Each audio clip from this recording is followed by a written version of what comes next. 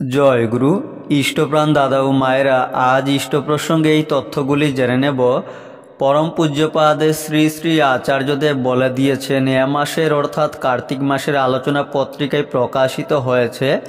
ভিডিওটি লাইক করে শেয়ার করবেন যাতে এই তথ্যগুলি প্রত্যেকে জানতে পারেন। নতুন হলে চ্যানেলটি সাবস্ক্রাইব করে পাশের বেলটি বাজিয়ে রাখবেন। এবারে বিস্তারিত।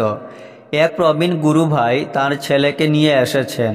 ছেলে MBBS পড়েছেন, এখন বিদেশে যেতে চান উচ্চশিক্ষা লাভের জন্য। সেখানে কাজের সুযোগ পেয়েছেন। শ্রী শ্রী আচার্যদেব বললেন, আমার মনে হয় ডাক্তারিটা একটা পেশা নয়, এটা তো সেবা।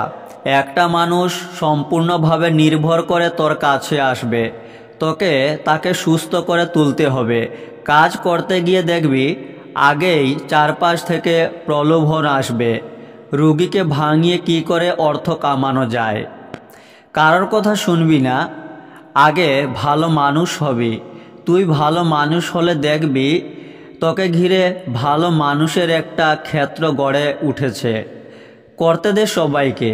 তুই তোর আদর্শ নিয়ে, সেবার ভাব নিয়ে অটুট থাকবি। দেখবি মানুষ তোর পিছনে দৌড়াবে। টাকার পিছনে ছুটে কি হবে?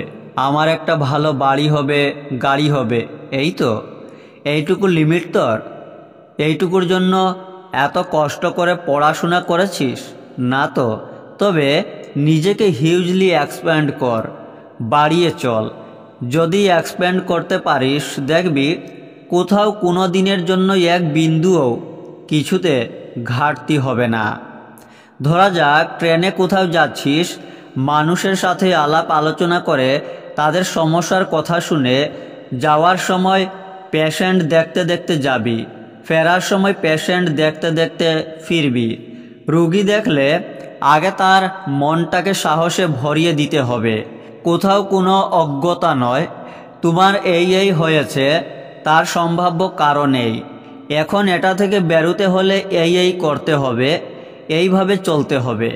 এরকমভাবে স্বচ্ছ ধারণাটা তাদের মধ্যে তুলে ধরা প্রয়োজন। তুই যখন কথা বলবি প্রত্যেকটা মানুষের মন যেন ভরসা তৃপ্তিতে ভরে যায়। তোরা যখন 3rd ইয়ারে উঠেছিস মনে হয়েছিল এত রোগের নাম পড়তে পড়তে এই রোগটা বুঝি আমারও হয়েছে। এখন চারপাশের বহু মানুষের দেখা যায় হয়েছে একটা সমস্যা, কিন্তু নিজেকে নিয়ে দুশ্চিন্তায় এটা ওটা ভেবে সমস্যা আরও বাড়িয়ে তোলে। নিজের মনের সংশয়কেও সবসময় দূরে রাখতে হবে, আর সেটা আসবে নলেজ থেকে। একজন হবু ডাক্তারবাবুর পেশা জীবনে প্রবেশের পূর্বে এহেন দিশা নির্দেশনা সত্যি খুবই প্রয়োজন, কারণ সামাজিক উন্নয়নে একজন চিকিৎসক বৃহৎ ভূমিকা পালন করে থাকেন।